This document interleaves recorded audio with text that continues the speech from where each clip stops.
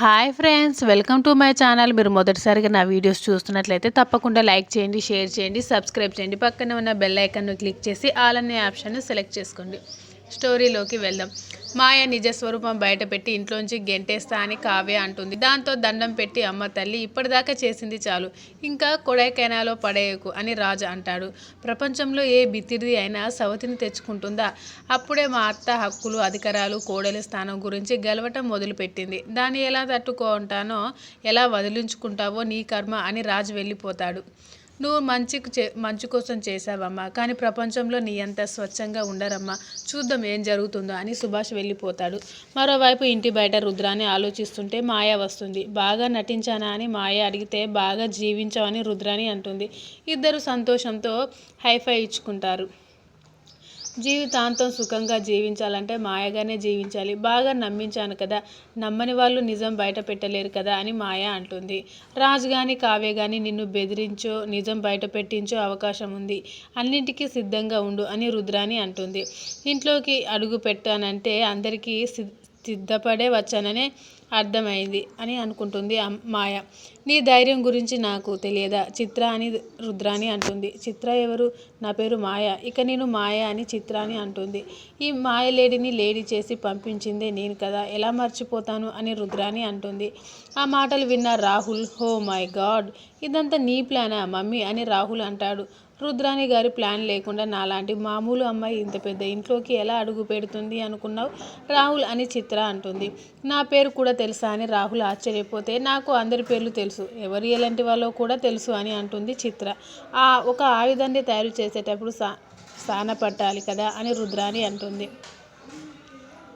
నాకు కూడా తెలియకుండా ఇంత చేసావని రాహుల్ అంటే, కుటుంబం ముక్కలు కావాలంటే విభజించి పాలించాలి కదా, ఈ మమ్మీ తక్కువ అంచనా వేయకూడదని చెప్పాను కదా అని రుద్రాని అంటుంది. అవును, చాలా తక్కువ అంచనా వేశాను అని కావ్య ఎంట్రీ ఇస్తుంది. దాంతో అంతా షాక్ అవుతారు. నేను నీ దగ్గర మోసపోయాను. నువ్వు ఎక్కడ ఎలా మాట్లాడి ఇక్కడ ఎలా మాట్లాడావు అనుకున్నాను. దీని వెనుక నీ హస్తం ఉంటుందనే ఊహించలేకపోయాను అని కావ్య అంటుంది. మేము ఏదో సరదాగా మాట్లాడుకున్నాం అని చిత్ర అంటే, కత్తి ఆపు, నేను మొత్తం వినేశాను అని కావ్య అంటుంది. ఇప్పుడు నీకు అంతా తెలిసింది, అయితే ఏంటి, వెళ్ళి అందరికీ నిజం చెప్తావా? వెళ్ళి చెప్పు అని రుద్రాని అంటుంది. మామ్, నువ్వేంటి కావ్యను నిజం చెప్పమని ట్రైనింగ్ ఇస్తున్నావా? మతిపోయిందా అని రాహుల్ కంగారు పడతాడు. మతిపోయింది నాకు కాదు పుత్ర, కావ్యకు. చూడు బిత్తిరైపోయి ఎలా నిల్చుందో చూడని రుద్రాని అంటుంది. వెళ్ళు నిజం చెప్పు, ఈ చిత్రం నేనే తీసుకొచ్చాను అని చెప్పు. ఇది చెబితే నిజం చెప్పే దమ్ము నీకుందా? నిజం చెప్పి మీ అత్త అపర్ణ ముందు నిలబెడతావా? నువ్వు చెప్పకుండా అసలు నిజం చెబుతాను. అసలు నిజం బయట పెట్టడానికి ఈ నాటకం ఆడనని తప్పుకుంటాము. నువ్వు మాయ కోసం వెళ్ళలేదు, నువ్వు వెళ్ళే దారిని నేను సెట్ చేశాను. బాబు అన్నయ్య కొడుకు అని నాకు తెలుసు. మీరు మాట్లాడుకుందంతా నేను విన్నాను అని జరిగిందంతా చెబుతుంది రుద్రాని. దాంతో కావ్య షాక్ అవుతుంది. నువ్వు ఎలా ఆలోచిస్తున్నావో ఆలోచించు. దానికంటే ఒక అడుగు ముందే వేశాను. నువ్వు అడ్రస్ తెలుసుకునే లోపే నేను ఒక అడుగు ముందుగానే ఉన్నాను. ముసలావిడను పెట్టి నీకు చిత్ర అడ్రస్ ఇప్పించాను. అప్పుడు చిత్రంగా మాట మార్చేసరికి బిత్తిరైపోయావు. ఇప్పుడేంటి నిజం చెబుతావా అని రుద్రాని అంటాను. ఇప్పుడు చెప్పను, చెప్పాల్సిన టైంకు చెప్తాను. నేను చెప్పేది మీకు తెలియకుండా చేస్తానని కావ్య అంటుంది. ఇప్పటి వరకు నాకంటే ఒక అడుగు ముందే మీరున్నారు, ఇక నేను ఉంటాను. ఆరంభం మీరు చేశారు, ముగింపు నేను ఇస్తాను అని మాయను బెదిరిస్తుంది. అప్పటి వరకు చిన్న విరామం తీసుకోండి అని స్ట్రాంగ్ వార్నింగ్ ఇచ్చి వెళ్ళిపోతుంది కావ్య. అదేంటి మమ్, కావ్యను రెచ్చగొడితే ఏమవుతుందో తెలియదా అని రాహుల్ అంటాడు. కావ్య ఒక సెంటిమెంట్ ఫూల్, ఇంటికి నష్టం అంటే ఏం చేయదు. ఆ బలహీనతే తనకు అస్త్రం. ఈ మాయను ఉపయోగించి భయంకరమైన ఉత్పాదన సృష్టిస్తాను. అందరినీ నా గుప్పెట్లో తెచ్చుకుంటానని రుద్రాని అంటుంది. మరోవైపు రాజు ఆలోచిస్తూ ఉంటాడు. ఒక అమ్మాయి దుగ్గిరాల ఇంట్లోకి కోడలిగా వస్తే ఒక మాట కూడా మాట్లాడని పరిస్థితి. ఈ మోసాన్ని ఎలా బయట పెట్టాలని రాజు ఆలోచిస్తుంటే చిత్ర వస్తుంది. రాజును చూసి వయ్యారంగా నడుచుకుంటూ వస్తుంది. అది చూసి నువ్వు ఒక నిరజానవు అని నాకు తెలుసు. అది మొహంలో ప్రదర్శించాల్సిన అవసరం లేదు.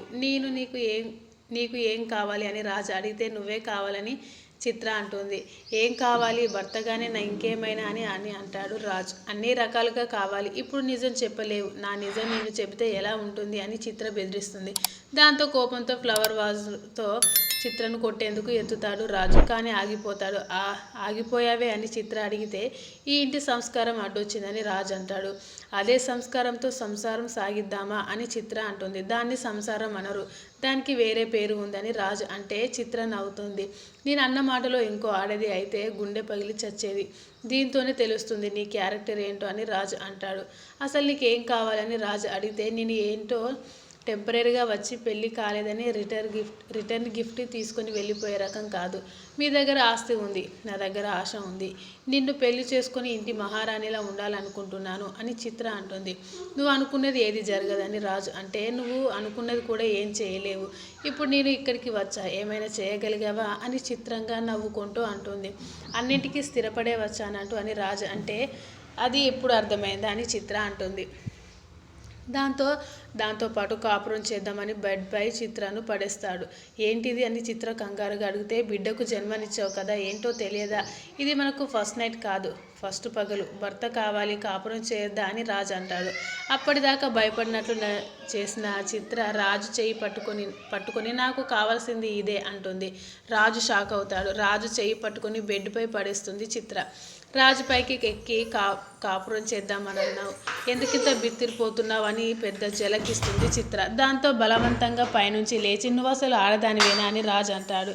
అందుకేగా బెడ్పై పడేసావు, వస్తా మళ్ళీ వస్తా అని వెళ్ళిపోతుంది చిత్ర.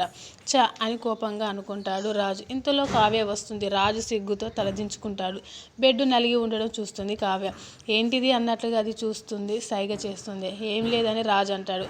అబద్ధం ఆడకండి, నన్ను కలగజేసుకోవద్దు అని చెప్పి మీరే రంగంలోకి దిగారని కావ్య అంటుంది. లేదు, నేను దానికి వార్నింగ్ ఇచ్చి పంపించాను అని రాజు అంటాడు. బెడ్పై పక్కనే ఉండి వార్నింగ్ ఇచ్చారా అని చెబుతుంది కావ్య. దాంతో సెట్ అయిపోయింది అనుకుంటున్నారా, చేయి పట్టి మరి లాగారని కావ్య కావాలని అంటుంది. అది కూడా చూసావా, అసలు ఆడదే కాదు, బెదిరిస్తే బెదురుతుంది అనుకున్నా, కానీ నాకే చెమటలు పట్టించింది. నాకు క్యారెక్టర్ ఉంది రాజు అంటాడు. ఆ క్యారెక్టర్ ఏం చేయలేకపోయిందని కావ్య అంటుంది. అసలు ఇదంతా నీ వల్లే జరిగింది. అది ఇంట్లో ఉంటే ఇల్లుకే కాదు నా శీలానికి కూడా ప్రమాదం జరిగేలా ఉంది. వెంటనే అది ఎక్కడి నుంచి వచ్చిందో అక్కడికే వెళ్ళాలని పంపించేదాన్ని అని రాజు అని వెళ్ళిపోతాడు. Thanks for watching this video. Please subscribe my channel.